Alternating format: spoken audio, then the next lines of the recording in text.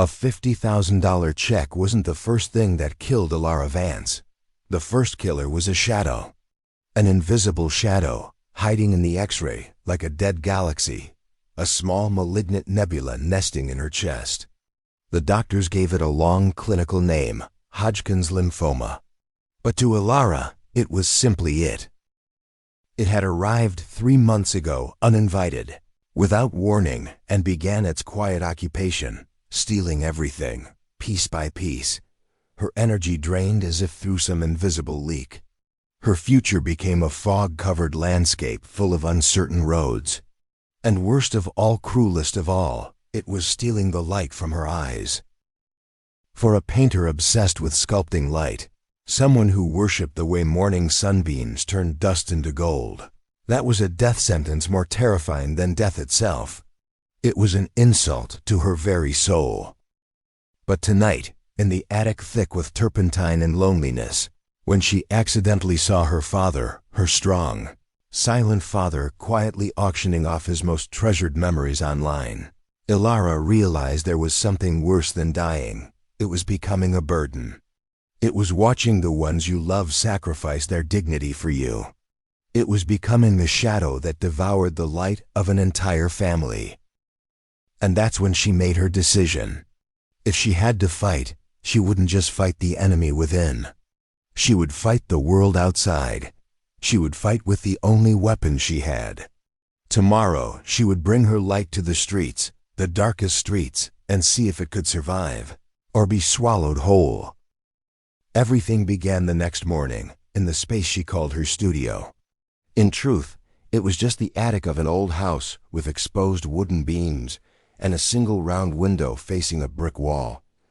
But to Elara, it was sacred. Light was her first material. Before Winsor and Newton oils, before pristine white canvases, she worked with light. It slipped through the window, a golden dust beam dancing in the air, and her job was to capture it, tame it with thick impasto strokes or paper-thin layers like mist. This morning, she was trying to finish a painting of dawn over the city's tired brown rooftops. She didn't paint gleaming skyscrapers, but humble roofs, rusted water tanks, narrow alleys the sun never reached. And above all, an amber glow rising slowly, promising a new day. Elara closed one eye, fingertips brushing her brush. She didn't just paint light, she felt it. She felt its warmth on cold walls, how it turned a muddy puddle into liquid glass, how it gave forgotten things a fleeting beauty. But today, her hands wouldn't obey. A faint tremble, almost imperceptible, started deep within her and spread to her fingertips. The brush stroke that should have been soft and flowing became hesitant, clumsy. The glow on the canvas, meant to be a symphony of hope, now looked like a wound, bleeding across the sky. She dropped the brush.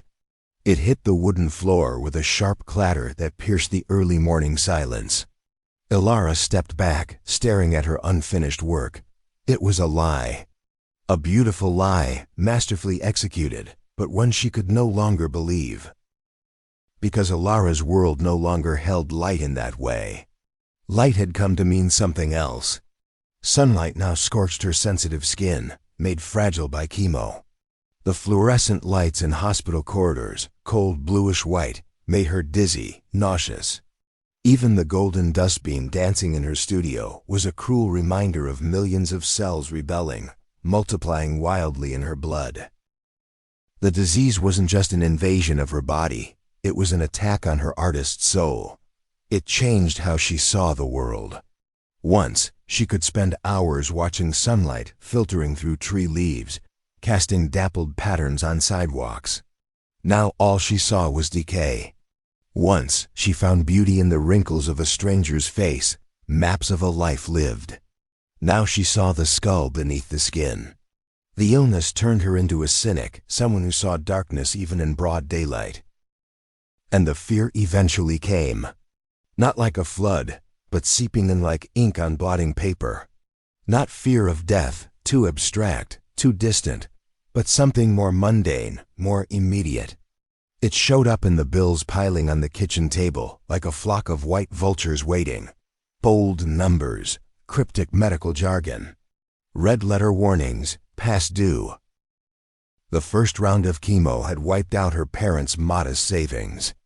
The second had swallowed her father's retirement fund, money he had hoped would let him spend old age among his woodworking tools. And now, at last week's appointment, Dr. Patel, with tired but kind eyes, spoke gently but firmly about a third round. Then a fourth. "The treatment's working, Elara," he said, trying to offer hope. "The tumor's shrinking, but we can't stop now. This is the most critical phase." Elara knew what that meant. More sleepless nights for her mother, whose eye wrinkles deepened by the day, who Elara had caught thinning the soup to stretch at another meal.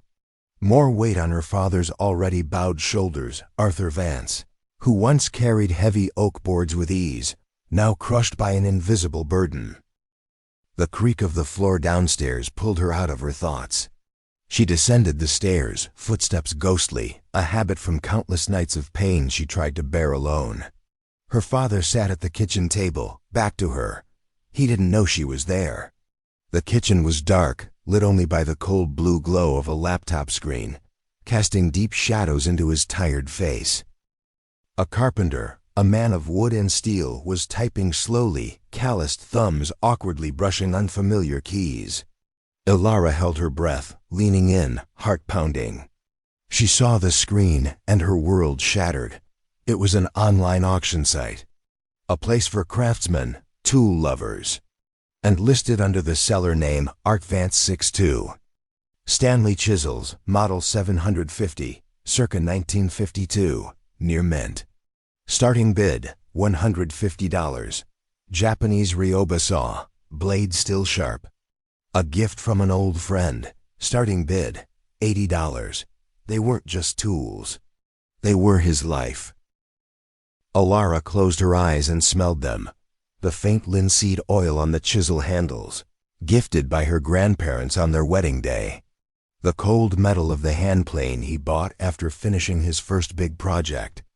She remembered weekend afternoons in his old workshop, the scent of oak and pine, the hum of the planer like a lullaby.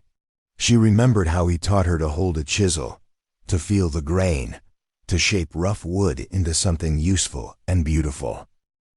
"Every wood has a soul, Elara," he once said. "The craftsman's job is to listen." These tools were how he spoke to those souls.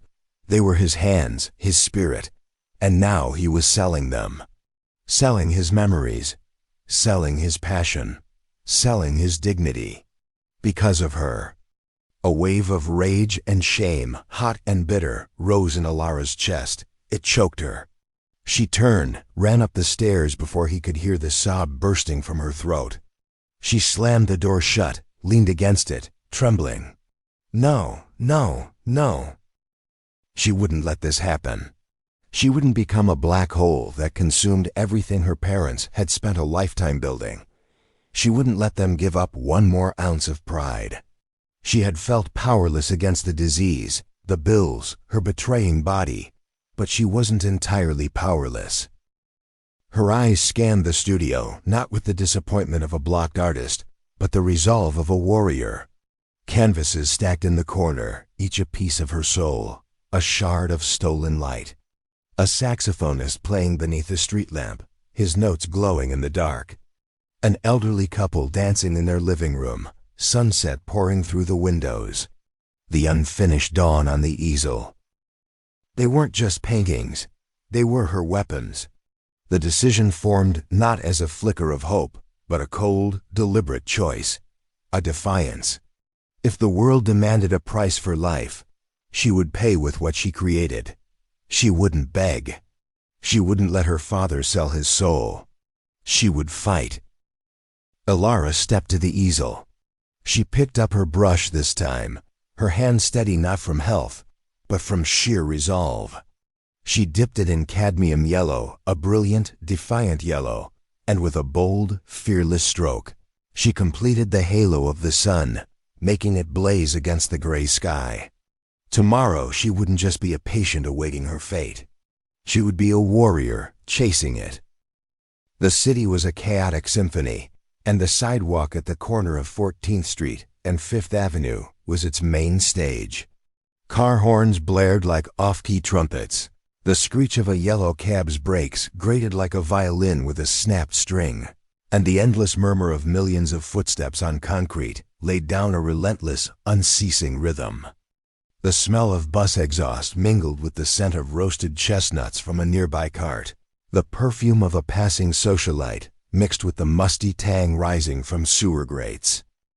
This was where Elara Vance had chosen to unveil her gallery, an act both brave and desperate. Her gallery had no pristine white walls or strategically placed lighting. It was a cold metal folding chair and a faded canvas drop cloth spread over the concrete. Upon it, her children were arranged carefully, an island of stillness and color in the urban tide. The painting of the saxophonist seemed to play silent notes into the chaotic air, his instrument catching glints of sunlight.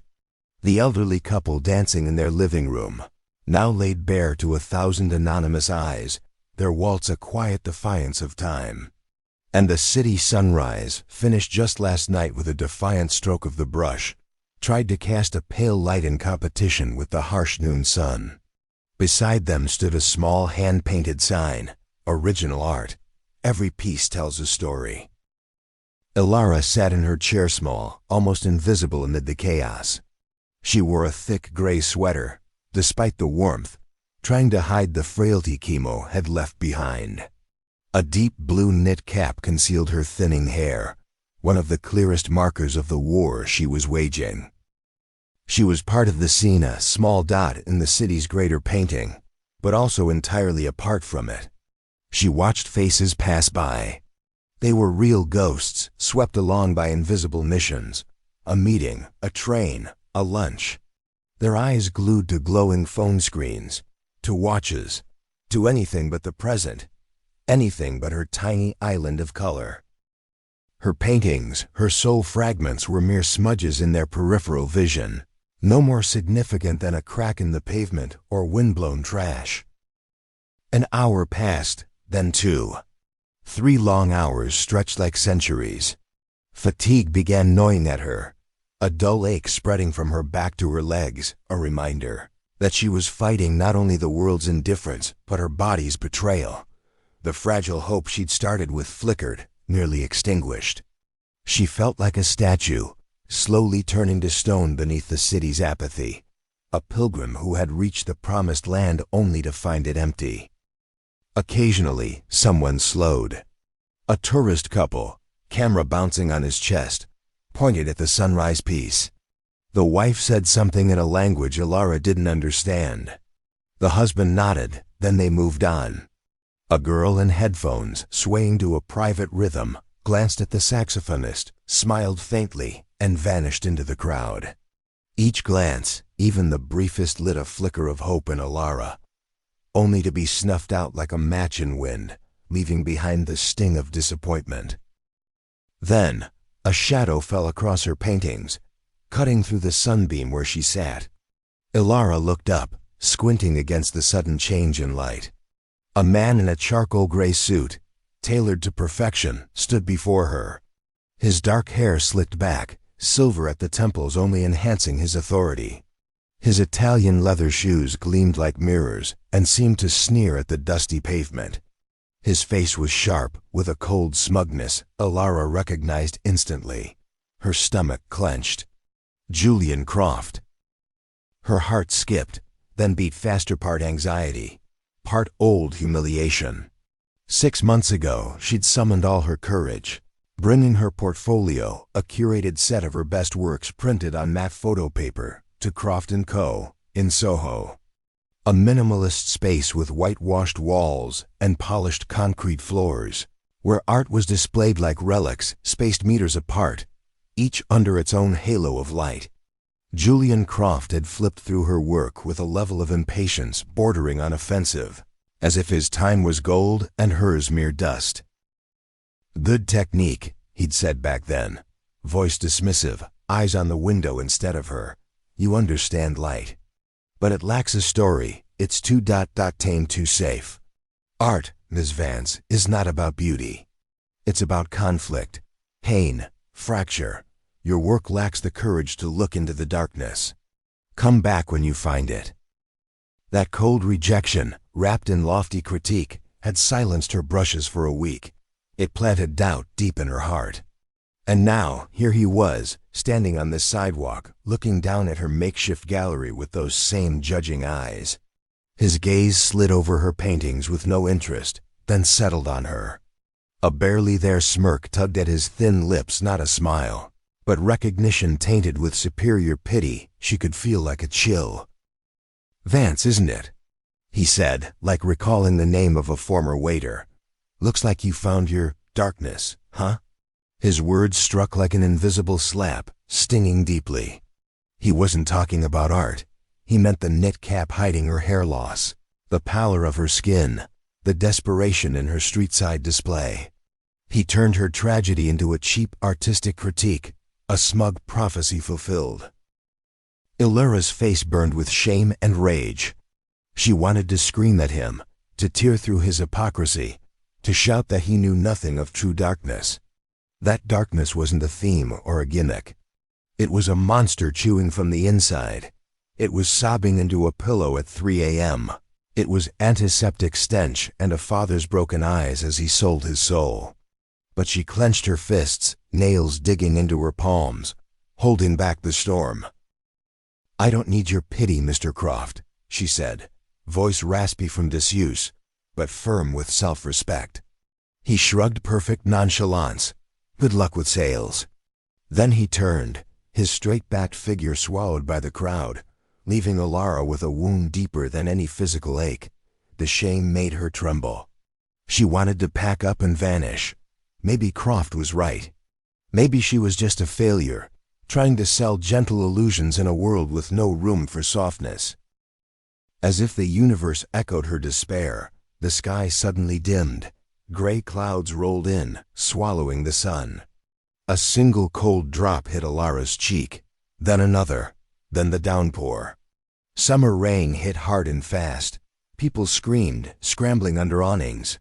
The crowd dissolved, leaving behind a glistening, empty plaza. "No, no, no," Elara cried. She rushed to save her paintings, shielding them with her frail body. But her small frame was no match for the sky's fury. Rain streaked across careful brushwork, blending oils into muddy smears. Her children were unraveling. She collapsed onto the soaked concrete, rain washing her face clean, mixing with the hot tears she could no longer hold back. The storm came fast and left just as quickly.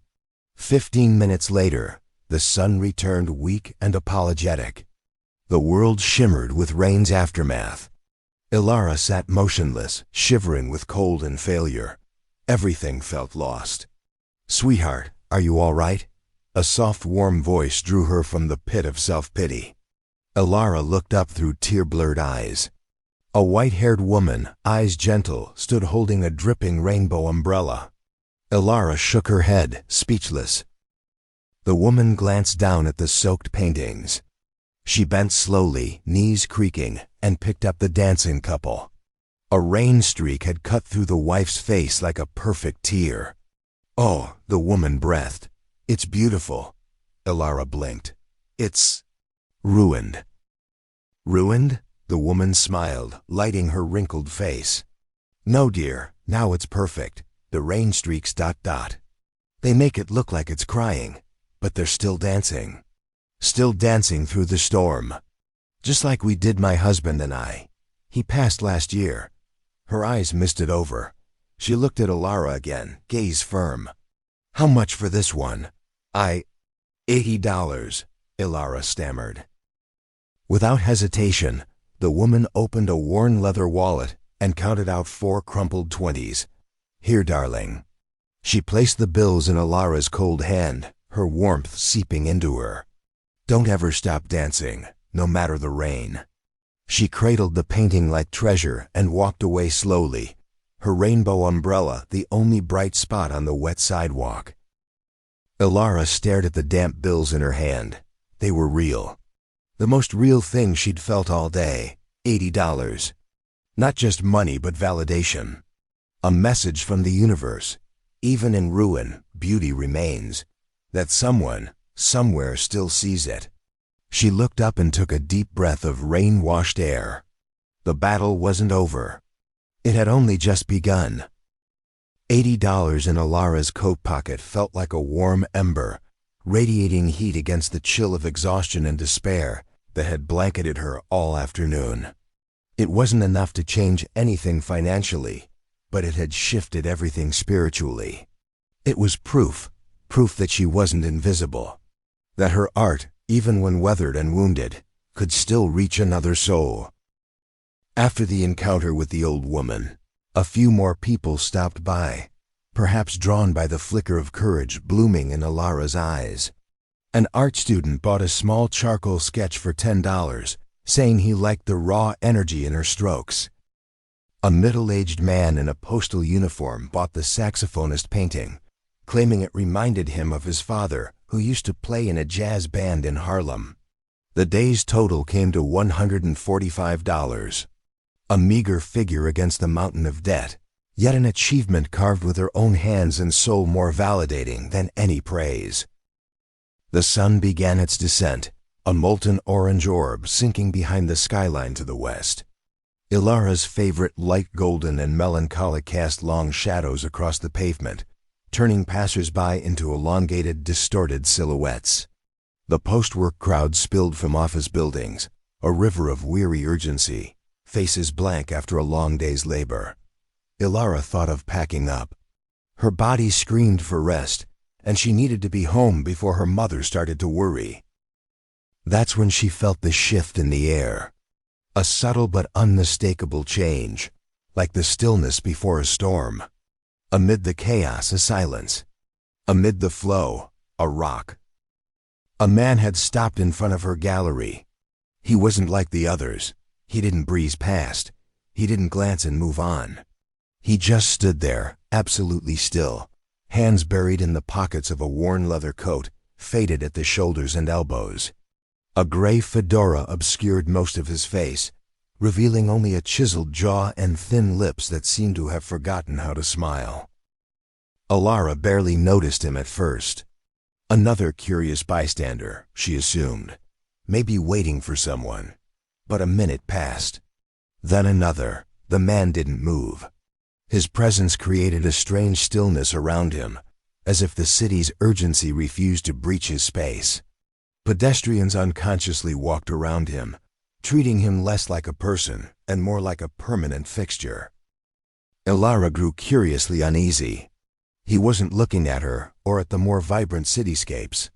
His gaze, shadowed by the brim of his hat, was locked onto a small, nearly forgotten painting in the far corner, something she'd painted on a sleepless night, a quiet escape from the noise of reality. It was the one she expected the least attention for.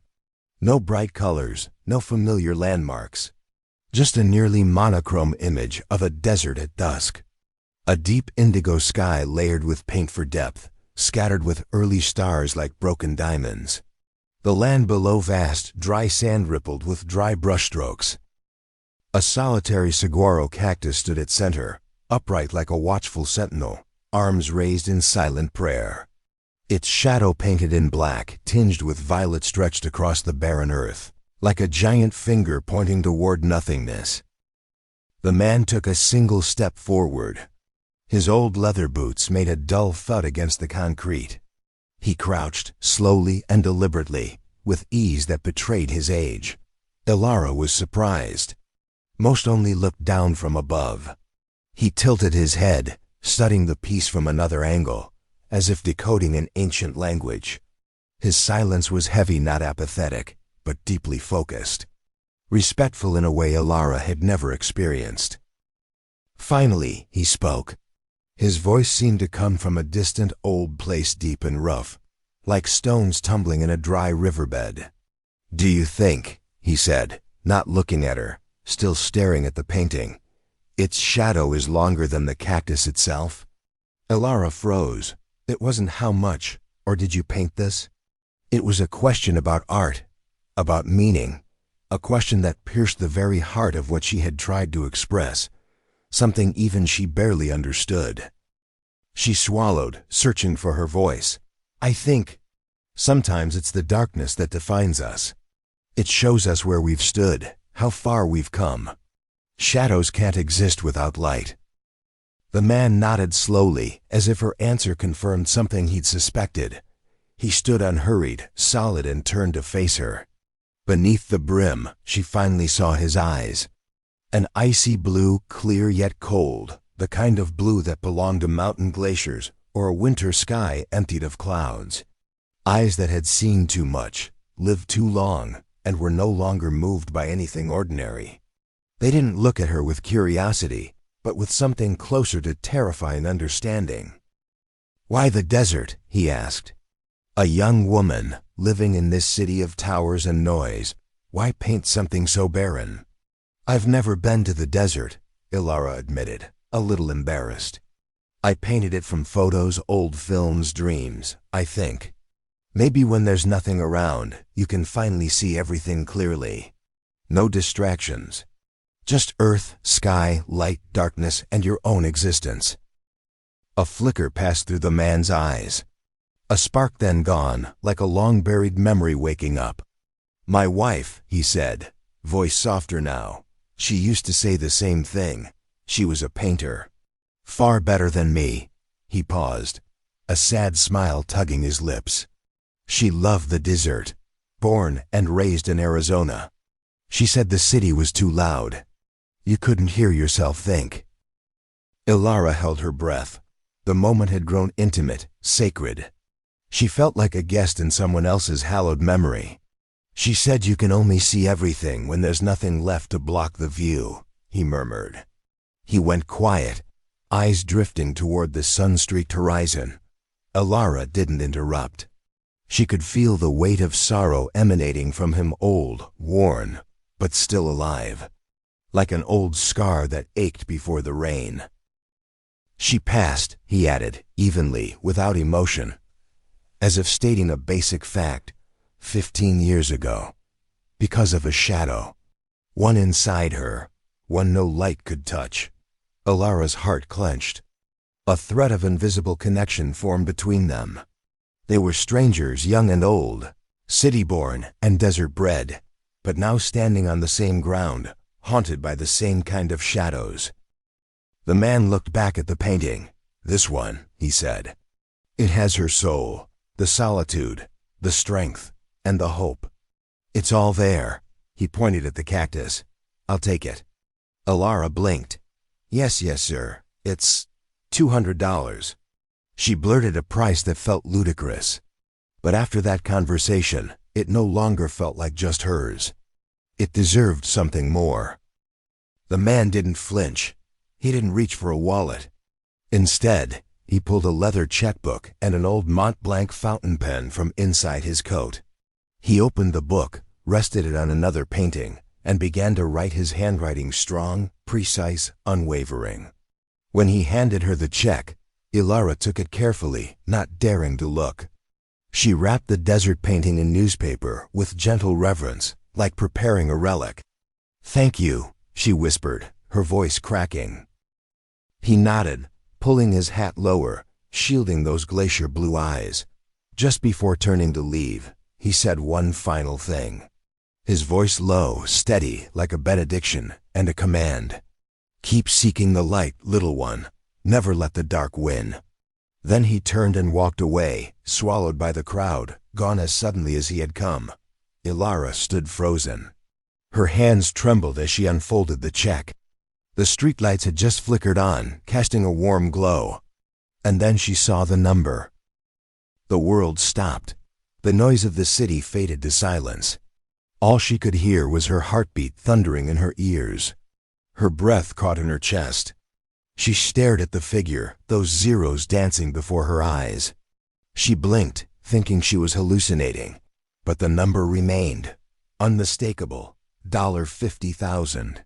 And below it, a signature like thunder in a clear sky. Silas Thorne. Murmurs rippled from a few onlookers nearby. Was that Silas Thorne? The construction mogul? The one who never appears in public, No way, double quotes, but Elara didn't hear any of it. She only saw the check, a fragile piece of paper carrying the weight of a future. That man hadn't just bought a painting. He'd bought her time, her chance to fight. And something more valuable still. He had given her faith. Faith that even in the loneliest desert of despair, something miraculous could still grow. Silence wrapped around Elara, a silence only found at the heart of a storm, but it didn't last. It was shattered by a new sound, not the usual noise of the city, but something sharper, more focused, a whisper. It started with one person, a young man who had secretly recorded the brief exchange on his phone, and spread to the second. The third, like wildfire tearing through dry grass on a sweltering summer day. The first phone was raised, lens aimed at her, and the check trembling in her hand like a leaf in the wind. Then a second. A third. In an instant, the sidewalk where she sat became a stage, and she the main actor in a play she hadn't rehearsed, didn't even know existed. $50,000? A voice rang out, a woman in business attire who had walked past Elara without a glance just an hour earlier. He paid $50,000 for that painting. That line was the starting gun. The crowd, once idle passers-by, turned into a pack of predators. They swarmed her, strangers' faces suddenly close, their eyes glittering with curiosity, greed, the hunger to be part of something extraordinary. The scent of perfume, sweat, and coffee fused into a thick fog, making it hard for Elara to breathe. Her quiet island had been invaded. How much for this one? A man in a suit pointed to her city sunrise piece, pulling out his wallet before Elara could even respond. His voice trembled with urgency, as if bidding on a priceless relic rather than buying street art. "I'll take this one." Another woman pushed forward, elbowing past someone to snatch the sketch of the dancing elderly couple, a replica Elara had drawn after selling the original. "How much?" "I'll pay double." Apathy had vanished. In its place, a frantic mania bloomed, mob psychology in full bloom. Paintings that had been ignored for hours were now coveted trophies. No one asked about the art, its story, or its soul. They only asked for prices and paid without hesitation. They weren't buying artwork. They were buying a moment, a story to tell, a share in the phenomenon that was Elara Vance, an investment that might be worth even more tomorrow. Elara was swept away in the storm. She wrapped canvases, took cash, answered rapid-fire questions in a daze, like a machine. The joy of selling her art was replaced by a surge of panic. This wasn't what she wanted. She wanted to be seen as an artist. She craved silent conversations between her work and the viewer, like the one she'd shared with the old woman and Silas Thorne. But now, her art had been stripped of its voice, turned into a commodity, a symbol of random fortune. She wanted to scream, "Look at the painting, not my story." But her throat clamped shut. Within 15 minutes, her tarp was empty. Everything was gone. The money in her cloth pouch was heavy, but her spirit felt strangely hollow. The crowd hadn't dispersed. They still surrounded her, snapping photos of the girl sitting on a folding chair amid crumpled wrapping paper, like a shipwreck survivor ringed by onlookers instead of rescuers. When she finally packed her things and made her way down into the subway, she still felt their eyes trailing her. She pulled her beanie low, trying to disappear again, but it was too late. The beast of fame had been unleashed. By the time she arrived at her tiny apartment, the world had already exploded. Her phone, which had been silent all day, now buzzed nonstop on the kitchen counter like a trapped cicada. Texts, notifications, calls from unknown numbers. The screen lit up with headlines from news sites that hadn't known her name hours ago. Billionaire Silas Thorne stuns with $50,000 street art purchase. Modern fairy tale. Cancer-stricken artist saved by mysterious benefactor. You won't believe the story behind this $50,000 painting. Elara read the headlines with a rising nausea. They had taken her story, a complex tale of pain, art, family sacrifice, and unexpected empathy, and flattened it into clickbait, a saccharine fairy tale. She had become the cancer artist, a pitiful label that erased every other part of her. Silas Thorne was now the savior, a fairy godfather granting miracles, not a man carved by his own grief. Their deep conversation about darkness and light, about loss and creation, had been erased in favor of a sensational transaction. They had stolen her story. They had turned her pain into a commodity. They had made her survival into reality TV. In the middle of the storm of notifications, a call came in from a number she recognized. Julian Croft. She hesitated, tempted to throw the phone against the wall. But a grim curiosity pushed her to answer, the need to face the vulture who had come circling the fastest. "Elara, I've been trying to reach you."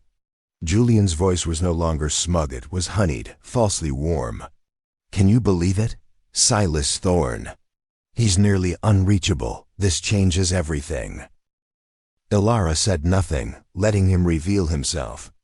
"Listen," he continued, voice bubbling with excitement. "I've spoken to my partners. We want to host an exclusive show for you. Croft & Co. presents Elara Vance Light from the Shadows. Has a ring to it, doesn't it? We'll handle everything press, opening night, A-list guests. You'll be the brightest star in New York's art scene. I always believed in you, Elara. I just knew you had to find your story, and now you have." "Your story." Julian's words struck like lightning, illuminating everything. To him, her tragedy, her illness, her chance meeting with Silas was just that, a story, a perfect marketing tool. She wasn't an artist, she was a product with great packaging. He didn't see her art, he saw dollar signs in her suffering. A cold clarity washed over Elara, the kind that comes when you've stared into the abyss and no longer flinch. She had reclaimed control of her body from illness, and now she would reclaim her story from opportunists like him. "Thank you for the offer, Mr. Croft," she said, voice steady, unwavering. "But I'm going to have to decline." A pause. Julian was stunned. "Decline? Elara, do you even realize what you're saying? This is a once-in-a-lifetime opportunity. Do you know how many artists would kill for this?" "Maybe," Elara replied, a wry smile touching her lips. "But maybe their art doesn't require them to sell their pain. My story isn't for sale, neither is my art." Before he could reply, she hung up, and felt a surge of freedom, intense and absolute, a quiet victory, more powerful than any $50,000 check.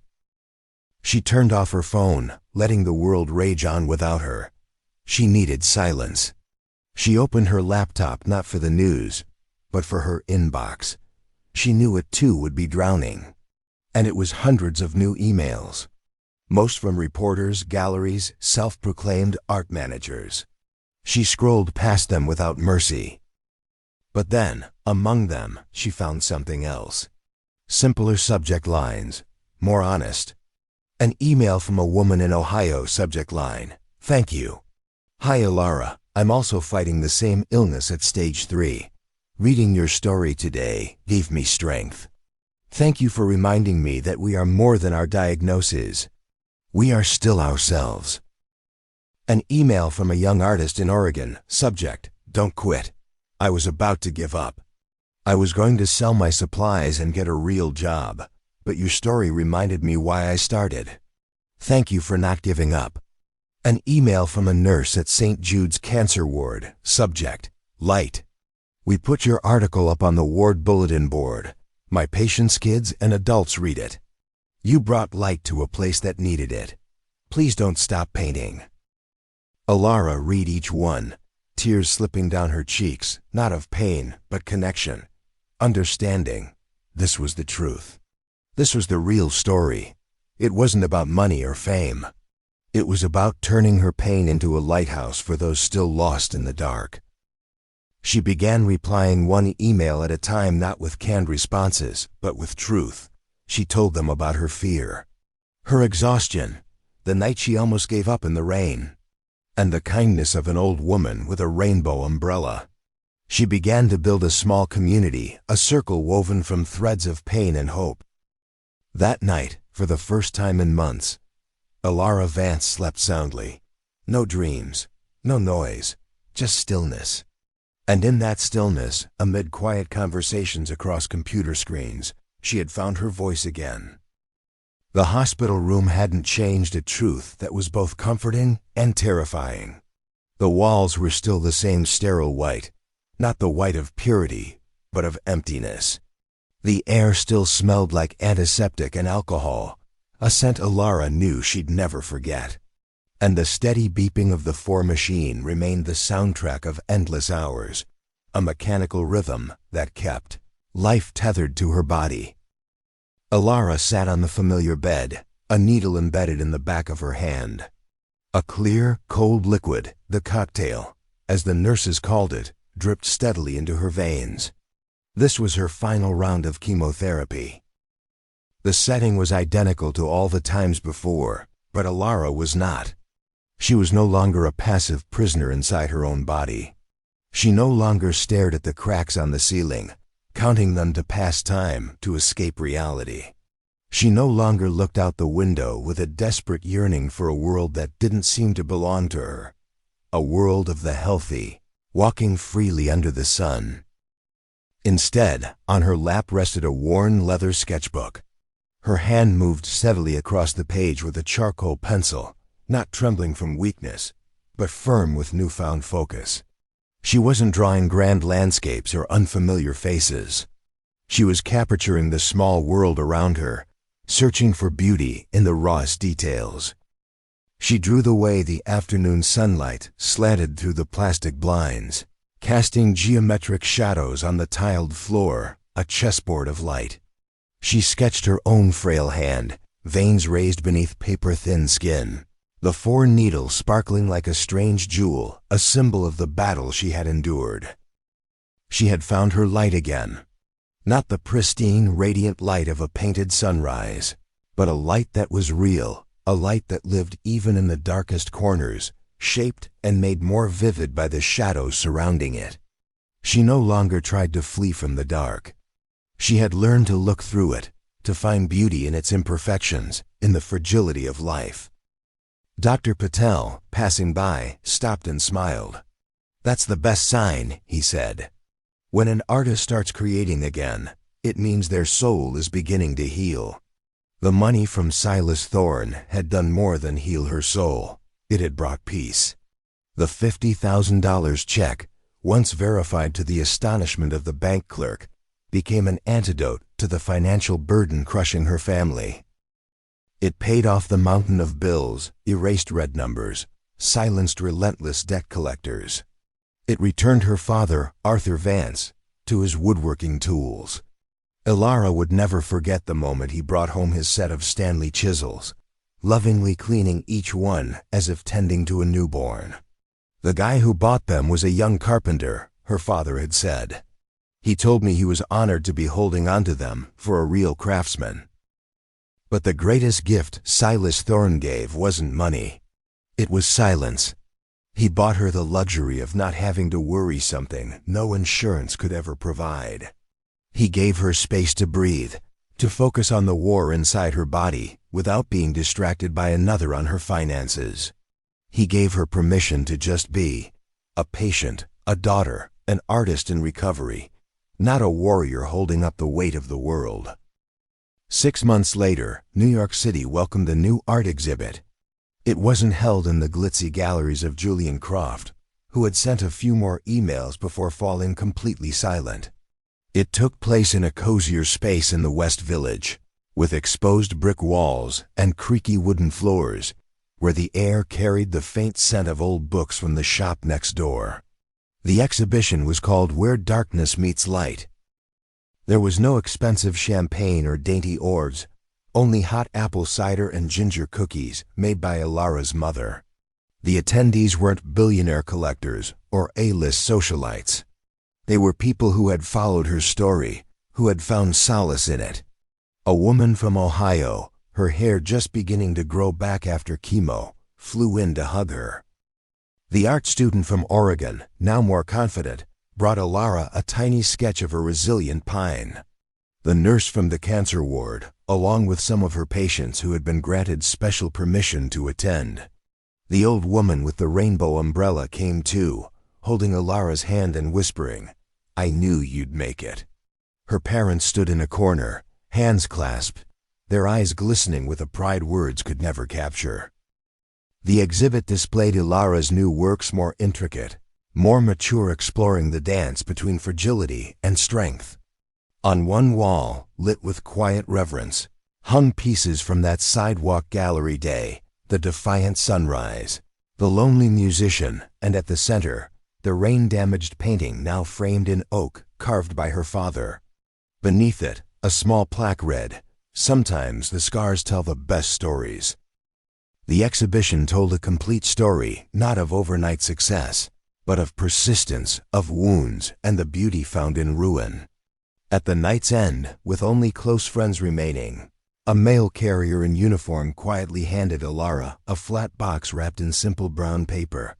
No sender's name, only the gallery's address. Her heart raced. She knew who it was from. She opened the package gently. Inside, nestled in aged black velvet, was a paintbrush, not new or shiny. Its wooden handle was worn smooth from years of use, faded where an artist's fingers had gripped it. The sable bristles, slightly frayed, still held a faint trace of indigo. Tucked beneath was a small ivory card. Elara unfolded it. The handwriting was bold, deliberate. She recognized it instantly. "Dear Ms. Vance, my wife, Isabel, once said a true artist doesn't need 100 brushes. They need one that understands their soul. This was hers. It painted the most beautiful deserts I've ever seen, places where she could hear God whisper. Before she passed, she asked me to give it to another artist, one who understands that art isn't an escape from reality, but a way to face it, to find light in the darkest places. I've held onto it for 15 years, waiting for the right one. Now it's yours. Keep telling the stories only you can tell. Sincerely, St." Tears streamed down Elara's cheeks, not from sorrow or anger, but from a gratitude so deep it felt timeless. A connection had been made spanning beyond space and years. She clutched the brush in her hand, feeling its warmth, its history. It wasn't just a gift, it was a legacy. A spiritual handoff between kindred souls, witnessed by a man who had seen both of their spirits in a single rain-soaked painting on a street corner. The final scene didn't unfold beneath camera flashes or in a crowded gallery. It came weeks later, in Elara's new studio, a larger room flooded with natural light, overlooking the small garden where her mother grew sunflowers. The air no longer smelled of hospitals, but of oil paint, canvas, and damp earth after rain. She stood before a blank canvas, larger than any she'd dared before. It no longer intimidated her, it welcomed her. In her hand was Isabel's brush. It fit perfectly, as if made just for her. She no longer tried to paint the light she saw outside. She painted the light she felt within, a light made richer through pain, deepened by the darkness it had outshone. With a quiet smile, a smile of peace and acceptance, Elara Vance dipped the brush into cerulean blue, the color of the sky after a storm. And she began the first stroke.